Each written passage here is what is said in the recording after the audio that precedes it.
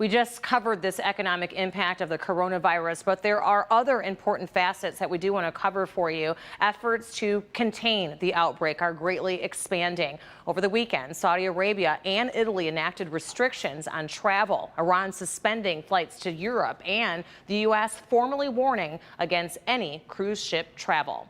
Health officials here in the United States are reporting more than 500 confirmed cases now of the coronavirus, and the number of people that have died from the virus here in the United States stands at 22.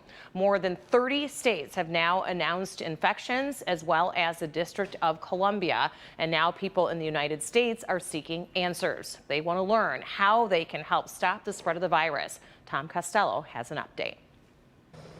This morning, 3,500 people on the Grand Princess cruise ship will disembark in Oakland, California, after being ordered to remain at sea so coronavirus test kits could be delivered.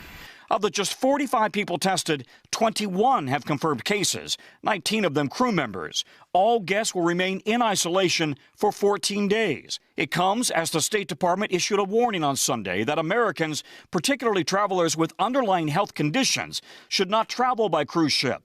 While here in the U.S., anxiety levels are rising from coast to coast, along with the number of cases. 2 members of Congress are now under self-quarantine after coming into contact with people who tested positive for the virus. Senator Ted Cruz of Texas and Congressman Paul Gosar of Arizona. Neither are experiencing symptoms. Cruz releasing a statement saying everyone should continue to treat this outbreak seriously and be driven by facts and medical science. The announcement comes as the Trump administration is facing criticism for sending mixed messages. We don't have enough tests today to meet what we anticipate will be the demand going forward. The president later contradicting the vice president. Anybody that needs a test gets a test. They're there. They have the tests. And the tests are beautiful.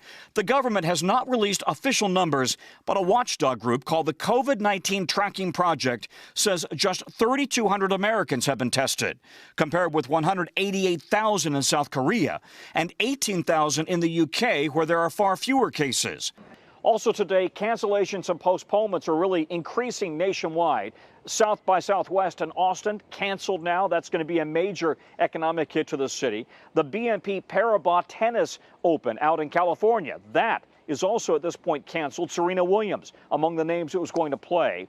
And we also want to make the point that the Division III NCAA basketball tournament at Johns Hopkins University in Baltimore, that now is going to be played without spectators as the concern continues to increase.